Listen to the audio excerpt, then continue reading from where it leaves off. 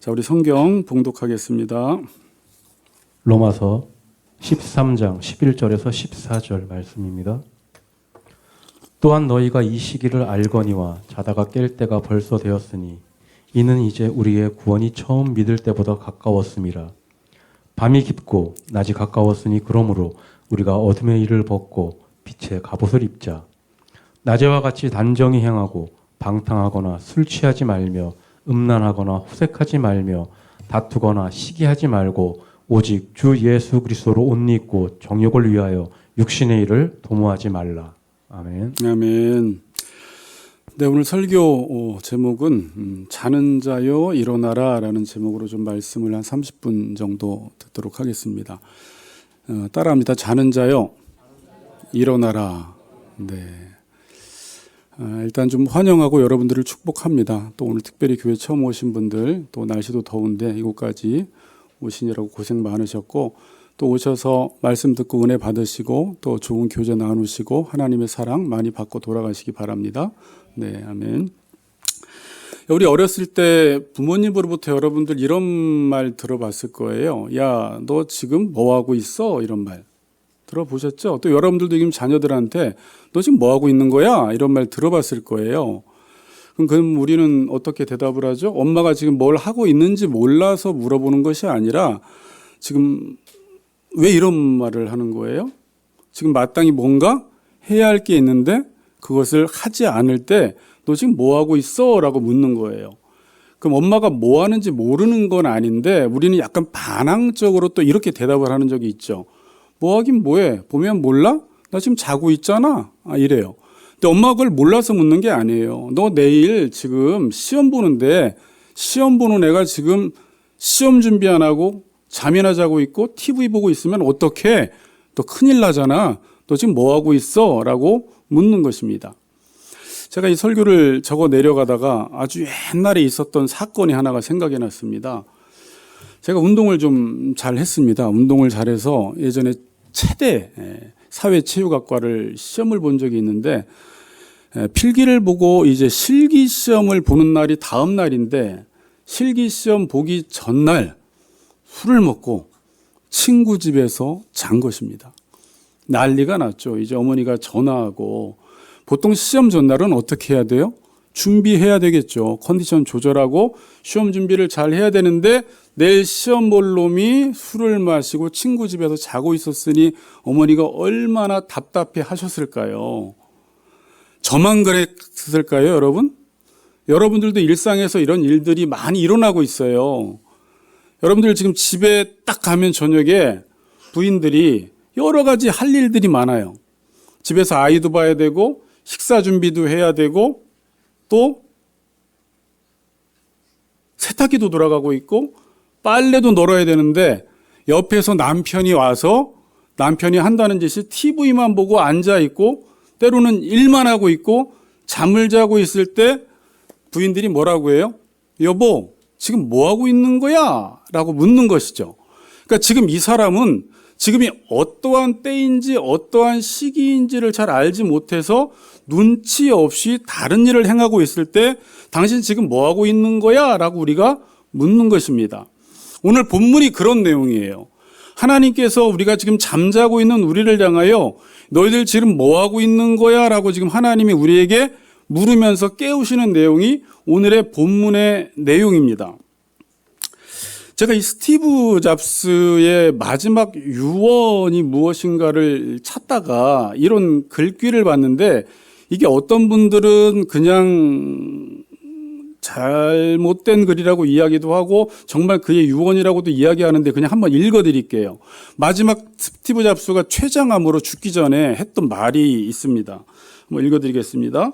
나는 사업에서 성공의 최정점에 도달했었다. 다른 사람들 눈에는 내 삶이 성공의 전형으로 보일 것이다. 그러나 나는 이를 떠나서는 기쁨이라고는 거의 느끼지 못한다. 결과적으로 부라는 것이 내게는 그저 익숙한 삶의 일부일 뿐이다. 지금 이 순간에 병석에 누워 나의 지난 삶을 회상해 보면 내가 그토록 자랑스럽게 여겼던 주위의 갈채와 막대한 부는 임박한 죽음 앞에서 그 빛을 잃었고 그 의미도 다 상실했다. 이제야 깨닫는 것은 평생 배 굶지 않을 정도의 부만 축적되면 더 이상 돈 버는 일과 상관없는 다른 일에 관심을 가져야 한다는 사실이다. 그건 돈 버는 일보다는 더 중요한 뭔가가 되어야 한다. 어떤 것이 세상에서 가장 비싼 침대일까? 그건 병석이다. 우리는 운전수를 고용하여 우리 차를 운전하게 할 수도 있고 직원을 고용하여 우리를 위해 돈을 벌게 할 수 있지만 고용을 하더라도 다른 사람에게 병을 대신 앓도록 시킬 수는 없다. 물질은 잃어버리더라도 되찾을 수 있지만 절대 되찾을 수 없는 게 하나 있으니 바로 삶이다. 누구라도 수술실에 들어갈 쯤이면 진작 읽지 못해 후회한 한 권의 책이 있는데 이름하여 건강한 산 지침서이다. 현재 당신이 인생의 어느 시점에 이르렀든지 상관없이 때가 되면 누구나 인생이란 무대에 막이 내리는 날을 맞이하게 되어 있다.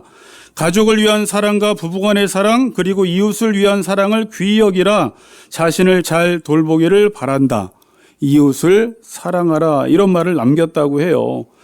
스티브 잡스가 디지털 기술 혁명을 이루고 많은 돈을 벌고 성공을 했고 명예를 얻었지만 그는 때가 되어 죽음 앞에서 했던 말이 뭐냐면 내 인생 잘못 산 것 같다라고 고백을 했다는 것입니다.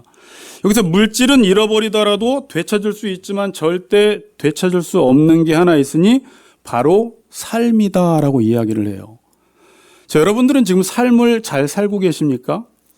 사람들은 살아 있어서 거동한다고 해서 삶을 사는 게 아니라 성경에서는 풍성한 삶이 있다고 하고 생명의 삶이 있다고 말하고 있어요. 그러니까 우리가 열심히 살아서 돈을 많이 벌 수도 있고 성공할 수도 있고 사람들로부터 인정을 받을 수도 있고 나의 이름을 높일 수도 있지만 그렇게 산다고 해서 잘 사는 게 아니라 우리가 정말 살아야 할 삶이 있는데 여러분 이 삶에 대해서 고민해 보셨어요? 성경은 삶이라는 것은 내가 있어야 할 자리에서 내가 해야 하는 일을 하는 것이 삶이라고 이야기를 합니다. 그런데 아무리 우리가 열심히 살아서 성공을 했다 하더라도 내가 내 자리에서 내가 해야 할 일을 하지 못했을 때는 반드시 죽기 전에 삶에 대한 후회를 한다는 것입니다. 호주의 호스피스 간병인인 브로니 웨어가 임종 환자들을 돌보면서 정리한 죽음을 앞둔 사람들이 가장 많이 남긴 후회 5가지라는 책이 있는데 이 5가지가 이렇다고 이야기합니다. 첫 번째, 남들의 기대에 부응하기 위해 진정한 나 자신으로 살지 못했다. 두 번째, 직장일에 너무 많은 시간을 쏟았다.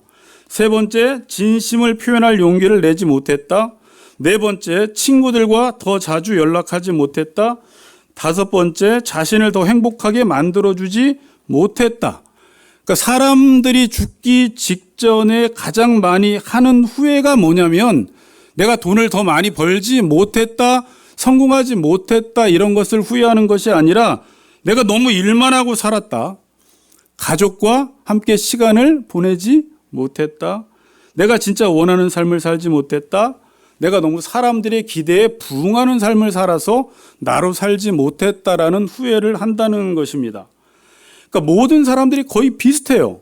많은 목사님들이 목회를 훌륭하게 성공적으로 잘 하고 난 다음에도 후회하는 게 뭐냐면 내가 가족들과 함께 식사하지 못했고 함께하는 시간을 못했다라는 것을 후회하고 돌아가시는 목사님들의 모습도 보게 되었습니다.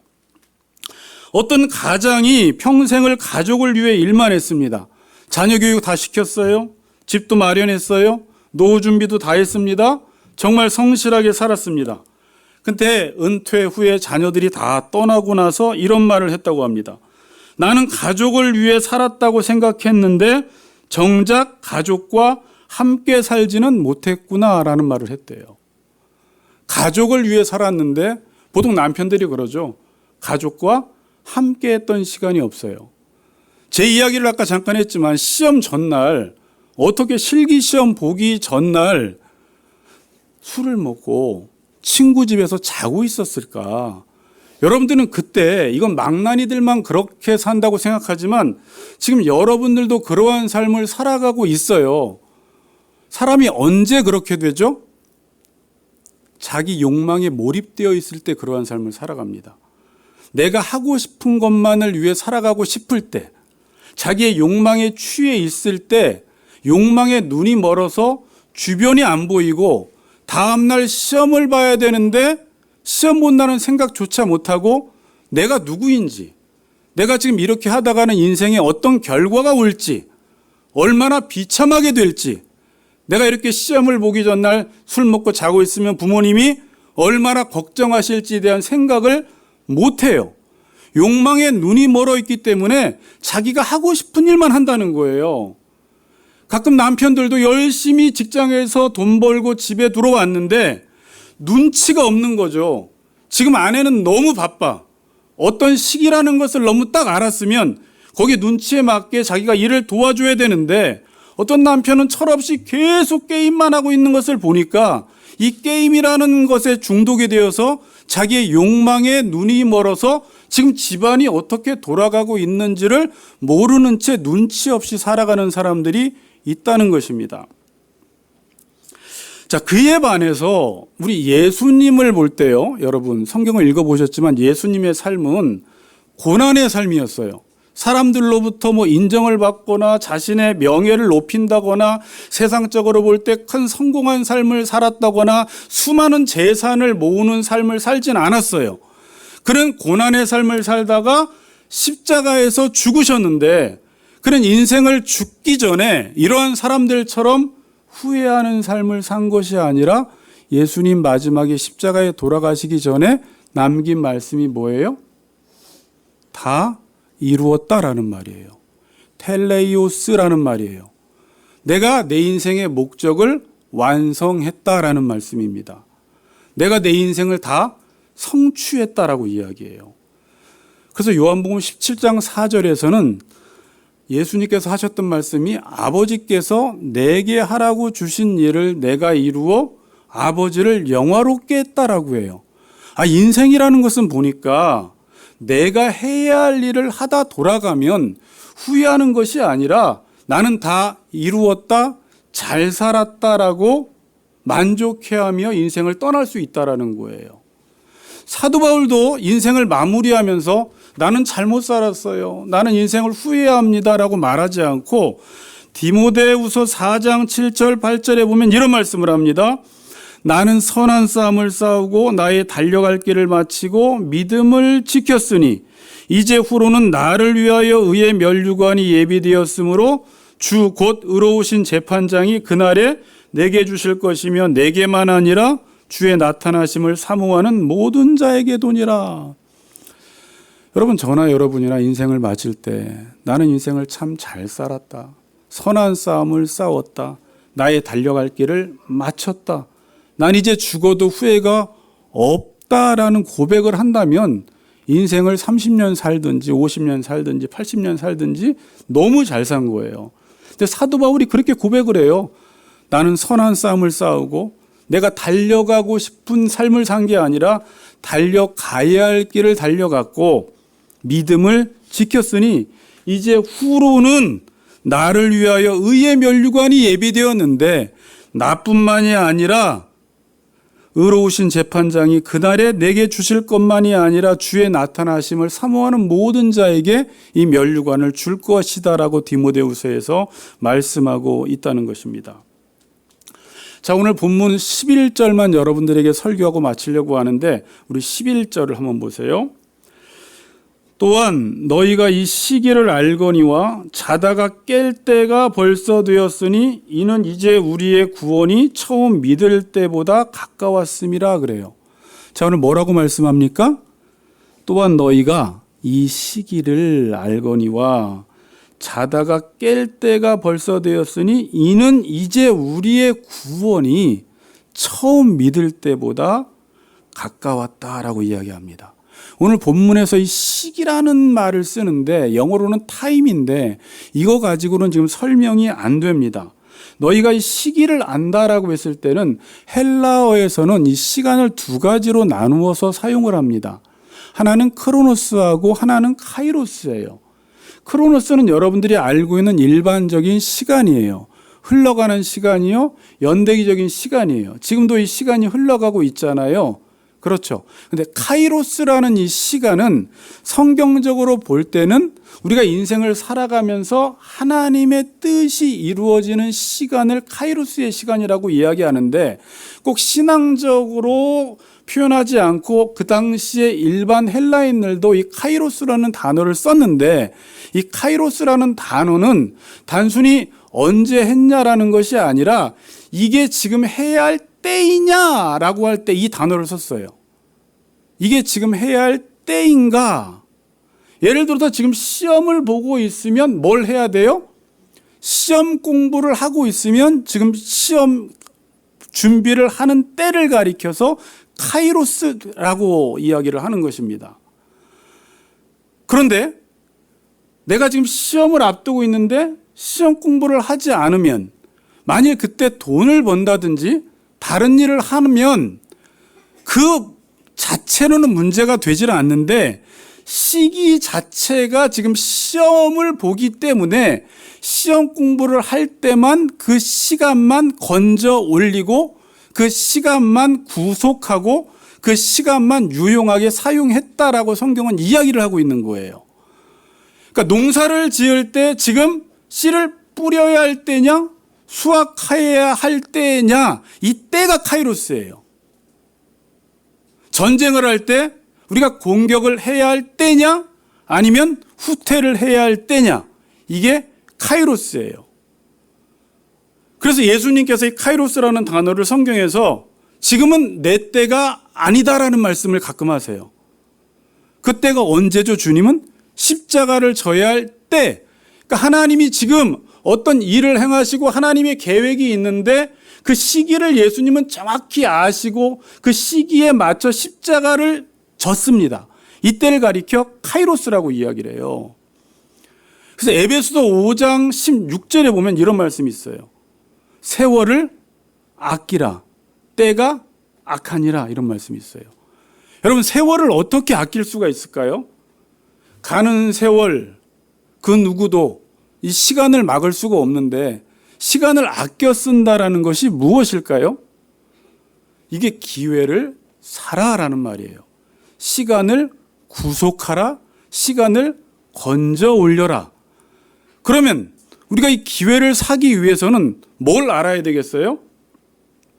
지금이 어떤 시기인 줄을 알아야지 그 시기에 맞게 거기에 맞는 삶을 살아갈 때 그 시간을 건져 올리는 것이고 기회를 사는 것이고 그 시간을 구속한다라고 성경은 말씀하고 있습니다.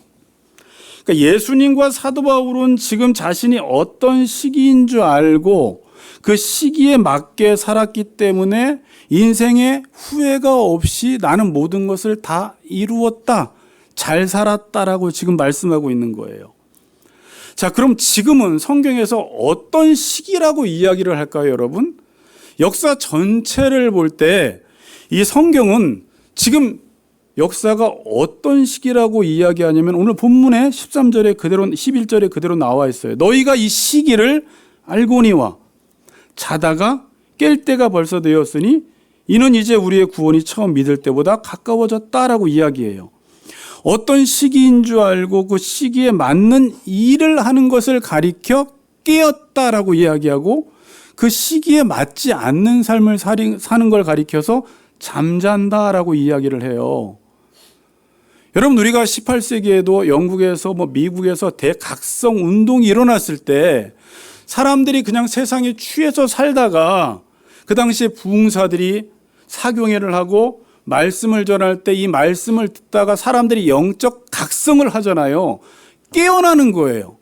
잠들어 있다가 하나님의 말씀을 통해서 이 시기가 어떠한 시기인 줄 알고 잠자다가 깨어나서 지금 내가 이렇게 살 때가 아니구나, 내가 하나님의 구원을 이루어야 할 때이구나, 복음을 증거해야 될 때이구나라는 것을 알고 각성해서 하나님 앞에서 다시 새로운 인생을 살아가는 사람들이 부흥이 일어나는 것입니다.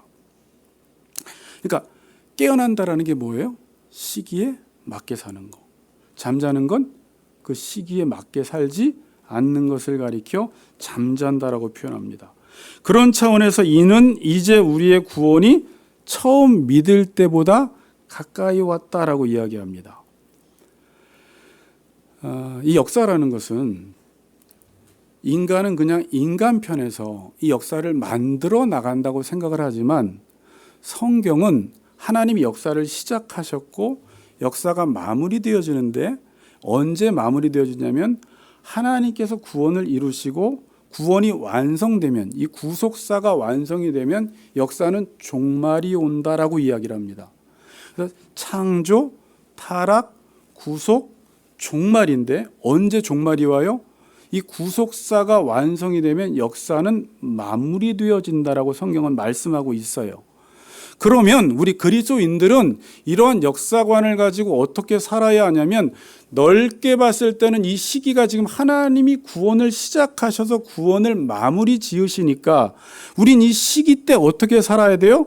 나도 이 땅에서 구원을 이루며 살아가는 것이 깨어있는 것이고 지금 하나님은 이 구원을 이루시는데 이 시기를 알지 못해서 오직 자기의 욕망에 취해서 살아간다면 그 사람은 지금 아무리 성공하고 자기의 이름을 날리고 부와 명예를 얻었다 하더라도 잠든 삶을 살아갔다라고 말하는 것입니다. 여러분, 성경은 구원을 세 가지로 이야기를 해요. 세 가지 시제로 이야기해요. 처음이 뭐예요?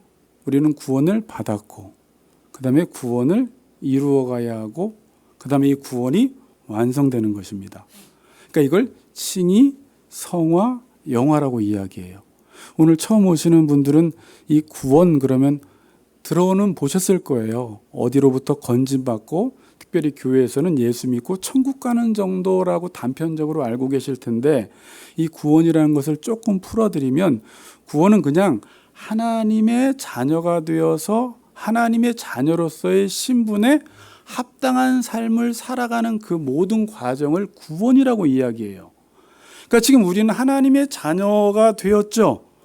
근데 하나님의 자녀로서의 아직 수준은 되지 않아서 지금도 구원을 이루어가는 과정 중에 있고 이 구원이 언제 완성이 돼요? 예수님께서 오시면 구원이 완성이 돼요. 그러니까 오늘 11절엔 이렇게 이야기하는 것입니다. 너희가 이 시기를 알거니와 이 시기는 하나님께서 구원을 이루어가는 시기인데 그럼 자다가 깰 때가 벌써 되었으니 이는 이제 우리의 구원이 처음 믿을 때보다 가까이 왔다라는 것은 이제 곧 역사의 종말을 향하여 이 역사는 흘러가고 있다. 더 이상 잠자지 말고 잠자고 있는 사람들은 이 시기가 어떤 시기인 줄 알고 그 시기에 맞는 카이로스의 삶을 살라고 권면하고 있는 것입니다. 그러니까 구원이라는 것은 예수 믿고 천국 가는 것도 맞는데 그렇게 너무 단편적으로 생각하지 마시고 이 구원은 여러분 처음 이제 오늘 설명드릴게요. 두 분 오셨는데 여기도 오셨고 하나님께서 이 세상을 창조하신 다음에 하나님께서 인간을 있어야 할 자리에 있게 하셨어요. 모든 피조물들을 지으시고 인간을 만드신 다음에 인간이 있어야 할 자리를 주셨어요. 그 자리가 어떤 자리였냐면 선악과 따먹지 말라는 그 말은 하나님의 통치를 받는 자리에 있으라는 거예요. 통치를 받는 자리. 그 자리가 인간이 있어야 할 자리예요. 그러니까 통치를 받는 자리는 뭐냐면 하나님이 행하시는 일이 있는데 너도 그 통치를 받고 인간의 자리에서 그 일을 행하는 삶을 살라는 거예요. 근데 사탄의 유혹으로 인간이 그 자리를 이탈해 버렸습니다. 그때부터 이 시기가 어떤 시기인지 알지 못한 채 모든 인간들은 지금 잠자는 삶을 살아가고 있어요. 그럼 예수님이 이 땅에 왜 오셨냐면 우리를 다시 구원하셔서 다시 그 본래 자리로 되돌려 놓기 위해서 예수님이 오신 거예요. 그래서 구원받으면 본래 자리로 돌아가요. 그 자리가 어떤 자리예요? 하나님의 자녀의 자리예요. 하나님의 자녀의 자리는 뭐예요? 하나님 아버지의 통치를 받는 그 자리. 그래서 오늘도 여러분들이 이 자리에 와서 말씀을 듣는 이유가 이 말씀은 하나님의 말씀이기 때문에 하나님이 역사 속에서 무슨 일을 행하시는지를 알기 때문에 자녀들은 그 하나님이 행하시는 일을 나도 이 땅에서 행하라고 하나님이 우리를 불러주신 거예요. 그래서 예수님께서 하셨던 말씀이 뭐예요? 아버지께서 일하시니 나도 일한다.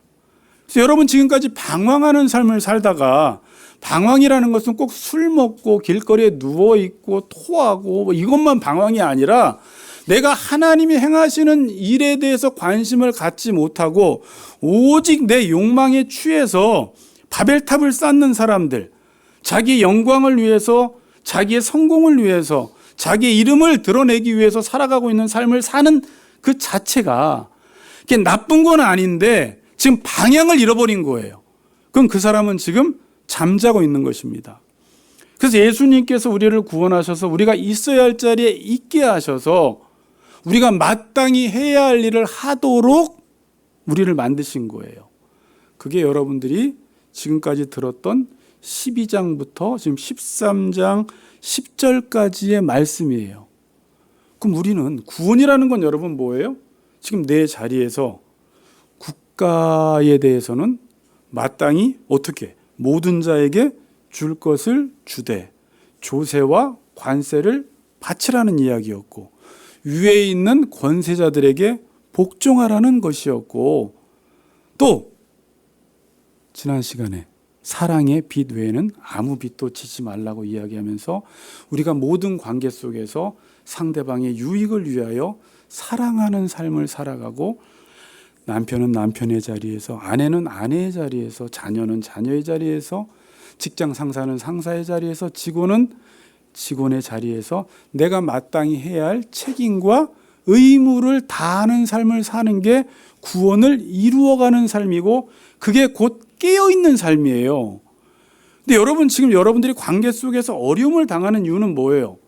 결혼해서 가정을 이루고 교회에서 살아가고 어떤 공동체에서 살아가고 직장 생활을 하지만 우리는 마땅히 그 자리에서 내가 해야 할 책임을 감당하기보다는 어떻게 해요? 자기를 위해서, 자기 욕망을 위해서, 자기 배를 위해서, 자기 사리 사욕을 위해서 살아가기 때문에 관계가 깨어지는 거예요. 그럼 그게 깨어있지 못하는 삶을 살아가는 것입니다. 그래서 구원받은 자의 삶은 여러분 교회 와서 종교 활동을 열심히 하기보다는 여러분들이 주어진 삶 속에서 책임과 의무를 다하고 모든 관계 속에서 상대방의 유익을 위하여 사랑하는 삶을 살아가는 것이 지금 이 시기를 알고 깨어있는 삶을 살아가는 거예요. 그러나 그렇지 않는 사람들은 결국 바벨탑을 쌓아요. 교회를 다녀도 직장 생활을 해도 가정 생활을 해도 아까 그 말, 내가 가족을 위해서 일했지만 가족과 함께하지는 못했다라는 것을 후회하는 이유가 뭐냐면 결국은 가족도 때로는 우리가 이용을 해요. 내 욕망을 채우기 위해서. 그래서 목회를 해도요, 목회는 성공할 수 있지만 우리 가족과 함께하는 시간을 갖지 못하고 내가 더 자녀를 사랑하지 못하고 아내를 사랑하지 못하고 이웃을 사랑하지 못하는 것에 대해서 인간은 후회한다는 것입니다. 삶을 잘못 산 것입니다. 자, 그래서 이 마태복음에 가면요, 마태복음 24장이 어떤 장인 줄 아세요? 이 세상 마지막 때 일어날 징조에 대해서 말씀하고 있어요. 그 마지막 때 일어날 징조가 뭐예요, 여러분? 여러분 지금 일어나고 있는 일들에 대해서 성경이 24장에서 예언하고 있어요. 마지막 때는 거짓 선지자들이 대거 등장을 합니다. 자기가 자칭 예수라는 사람들, 교주들이 등장을 하기 시작해요. 그 다음에 지금 나라와 나라와 민족과 민족 간의 전쟁이 일어나기 시작해요. 지금도 그런 일들이 일어나고 있어요. 기근이 일어나요. 지진이 일어나요. 그 다음에 사랑이 식어져서 불법이 성행하니까 여기 24장의 맨 마지막 여러분들이 40절부터 44절까지 보면은 깨어라. 준비하는 삶을 살아라. 깨어나라. 이렇게 말하면서 그럼 어떻게 준비하는 삶을 살아갈까라고 이야기하면서 25장에 나오는 게 처음에 뭐예요? 그게 이제 열처녀 비유예요. 저번에 들어보셨죠? 두 번째가 뭐예요? 달란트 비유예요. 세 번째가 양과 염소의 비유예요. 여러분 지금 성경의 예언대로 지금 나라와 민족과 민족 간의 전쟁이 일어나고 거짓 선지자들이 대거 등장을 하고 있고 사랑이 식어져서 불법이 성해서 이 나라 안에 얼마나 많은 문제들이 일어나고 있는지를 몰라요. 이럴 때 그럼 우리는 어떻게 살아가야 하느냐? 10처녀 비유를 통해서 5처녀처럼 살라고 이야기하는 거예요. 거기 5처녀와 5처녀, 깨어있는 5처녀와 잠든 5처녀가 어떻게 살아갔어요? 주님이 오신다고 말씀을 했는데 주님이 오시질 않는 거예요. 말씀대로. 그러니까 5처녀가 잠이 들었대요. 그러니까 잠이 들었다라는 말이 뭐예요? 진짜 콜콜 잤다는 것보다 그 시기에 맞지 않는 삶을 살아가요. 지금도 많은 성도들이 신앙생활을 잘하다가 주님이 여긴 뭘 와. 지금 교회가 이렇게 다 무너져가고 있고 세상은 지금 저렇게 돌아가는데 내가 지금 여기 와서 신앙생활할 때야? 라고 하면서 어떤 시기에 대한 인식이 사라져버리기 시작하고 하나님의 자녀로서 있어야 할 자리에 있지 않으면서 그냥 세상과 동화되어서 그냥 에라 모르겠다. 나도 그냥 썬데이 크리스찬으로서 그냥 살아가고 그냥 세상 사람처럼 살아가자라고 하면서 세상과 어울려 살아가는 거예요. 그게 잠들어 버린 거예요. 그러다 갑자기 주님이 오셨을 때 주님을 맞이하지 못한 거예요. 그리고 두 번째는 달란트 비유를 이야기해요. 달란트 비유는 뭐예요? 여러분들이 가진 은사를 가지고 어떻게 살라고요? 그 은사를 가지고 충성스럽게 사명을 감당하며 살라는 거예요. 여러분 지금 그렇게 살아가고 있어요? 깨어있는 거예요, 그게. 지금 내게 주신 은사를 가지고 충성스럽게 그 사명을 따라 살아가고 있냐. 달란트를 장사를 해서 남기라는 것입니다. 그럼 세 번째가 나중에 너희들 어떻게 살았느냐에 따라서 심판을 할 것이다. 성경은 심판을 이야기하고 있는데 양과 염소의 비유를 통해서 오른편에 있는 사람들은 영생, 왼편에 있는 사람들은 멸망인데 오른편에 있는 양편에 있는 사람들은 어떻게 살았다라는 거예요. 뭐 교회를 많이 나갔느냐, 종교 활동을 많이 했느냐라는 것을 묻지 않고 거기서는 뭘 물어요? 너희가 작은 소자에게 행한 것이 곧 내게 행한 것이라 라는 말씀이에요.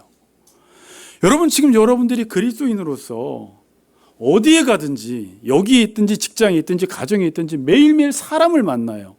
하나님이 창조한 그 사람들을 만났을 때 그 사람들을 사랑하고 상대방의 유익을 위해서 내가 어떻게 작은 행위까지 어떤 말을 했는지가 다 하나님께서 평가하셔서 그 작은 소자에게 행한 것이 곧 주님께 행한 것이다라는 그 기준을 가지고 하나님께서 평가하시고 심판을 하신다라는 것입니다. 이게 지금 깨어있는 삶이요, 준비하는 삶이고 지금 이 시기에 맞는 삶을 살아가는 것입니다. 여러분들이 지금 그런 삶을 살아가고 있다면 깨어있는 것이지만 그렇지 않다면 지금 어떤 삶? 잠자고 있는 거예요. 여러분 자고 있어요? 깨어 있어요? 한번 스스로에게 물어보세요. 12절에 보면요, 보세요. 밤이 어떻다? 지금은 밤이 깊었대요. 여러분 지금은 밤이 너무 깊었어요. 밤이 깊었다라는 말은 뭐죠? 여러분 새벽 3시, 4시 되면 어떻게 되죠? 깨어있는 사람이 거의 없습니다. 모든 사람들이 거의 다 잠들었어요. 그리스도인들조차도 깨어있다가 지금 잠들어 버린 사람들이 많습니다. 그러나 밤이 깊었다라는 것은 동시에 새벽이 곧 온다라는 의미이죠. 지금 이 세상이 이렇게 문제가 많고 어둡고 사랑이 식어졌다라는 것은 뭐예요? 주님 오실 그날이 얼마 남지 않았다라는 말씀입니다. 그러면서 13절에 이렇게 말해요. 밤이 깊었을 때 나타나는 특징이 뭐냐라고 하면서 낮에와 같이 단정히 행하고 방탕하거나 술 취하지 말며 음란하거나 호색하지 말며 다투거나 시기하지 말고.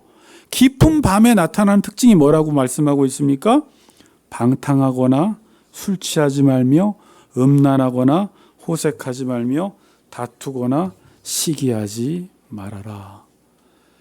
여기서 일반적으로 육체적으로는 여러분 그냥 정말로 술 취하지 말라는 말도 맞아요. 방탕하지 말라는 말도 맞아요. 다른 사람들과 성적 관계를 갖지 말라는 말도 맞아요. 그러나 성경은 또 하나 영적으로 설명을 합니다. 에베소서 5장 18절에 보면 유명한 구절이 하나가 있죠. 뭐예요? 술 취하지 말라. 이는 방탕한 것이니 오직 성령의 충만함을 받으라라고 하면서 성령 충만함과 술 취함을 대조시키고 있어요. 여러분, 술 취하면 어떻게 돼요? 그냥 인사불성이 되죠. 여러분들도 마셔봐서 아시죠? 술 취하면 인사불성이 되고 비틀비틀거리고 판단력이 흐려지고 내 욕망이, 저도 해봐서 알지만 통제가 안 돼요.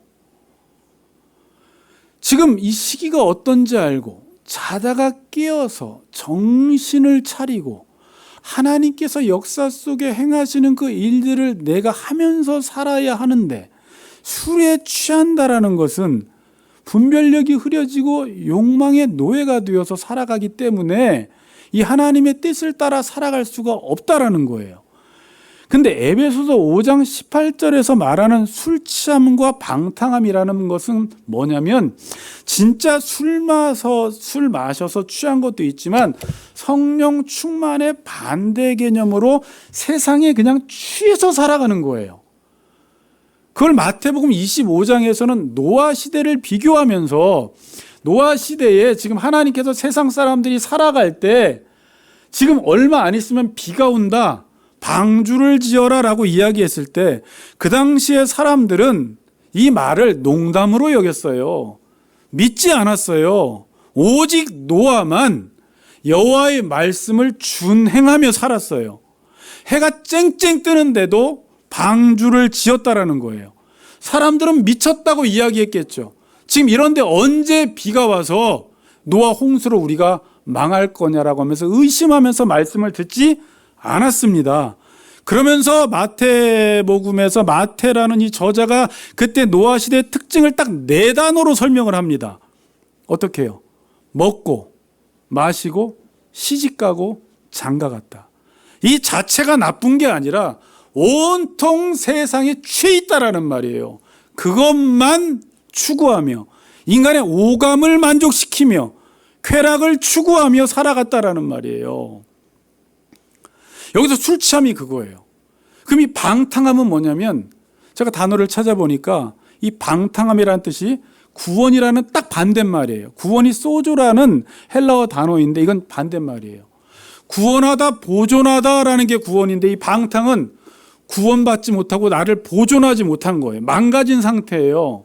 그리고 이게 누가복음 15장에서는 허랑방탕하여 모든 것들을 낭비하였더라라는 그 단어예요. 낭비라는 말이에요. 낭비. 그러니까 여러분 시간을 어떻게 우리가 낭비할 수 있죠? 모든 사람에게 똑같이 주어지는데 지금 우리가 시간을 낭비한다라는 게 뭐예요? 세상에 취해 있어서 하나님이 지금 내게 하라고 하는 일을 하지 않으면 우리는 시간을 낭비하면서 살아가는 거예요. 그건 열심히 사는 문제와 달라요. 부지런히 사는 문제와 달라요. 잠을 안 자고 열심히 돈 버는 문제와 달라요. 그걸 하지 말라는 게 아니라 방향 자체가 틀어졌다라는 거예요. 그걸 하면서 깨어 있으라는 거거든요. 내가 이 모든 일들을 행하면서도 이 모든 일들은 나의 구원을 준비하는 일을 하면서 깨어서 그 일들을 행하라는 거예요. 이 호색이라는 단어를요, 제가 처음 찾아봤어요. 이 단어를 찾을 일이 별로 없었고 여기에만 나오는 단어인데 부끄러움을 잃어버린 상태래요. 그러니까 부끄러움을 잃어버린 상태, 자기 통제 완전 상실, 쾌락을 꺼리낌 없이 드러내는 태도, 도덕적인 경계가 무너진 상태, 마음이 완전히 이렇게 풀어져 버린 것입니다. 그러니까 절제되지 않는 방탕함이에요. 도덕적 경계가 무너져서 부끄러움을 잃어버린 상태. 지금 이 시대가 그렇지 않습니까? 여러분, 그래서 오늘 제목 끝났어요. 오늘 제목이 뭐라고 그랬어요? 자는 자여 일어나라. 하나님께서 너 지금 뭐 하고 있어? 라고 여러분들에게 지금 계속 말씀하고 있을 거예요. 어쩌면 여러분들의 아픔을 통해서, 고난을 통해서, 삶의 어려움을 통해서, 고난은 하나님의 확성기, 하나님의 음성의 확성기라고 하잖아요. 너 지금 뭐 하고 있는 거야? 잠자는 자여, 일어나라. 하나님께서 어쩌면 여러분들을 지금 계속 깨우고 있는데 여러분들은 그 음성을 듣고 제가 서론에서 이야기했던 대로 뭐 하긴 뭐해요? 지금 놀고 있잖아요. 지금 하나님은 그걸 묻는 게 아니죠. 너 이제 하나님의 자녀로서 시기에 맞는 삶을 살아야지. 다시 한번 일어나서 주님 오실 날이 얼마 남지 않았는데 이제 네가 깨어서 주님이 기뻐하시는 이 구원을 이루어가는 삶을 살라고 오늘 우리에게 말씀하고 있습니다.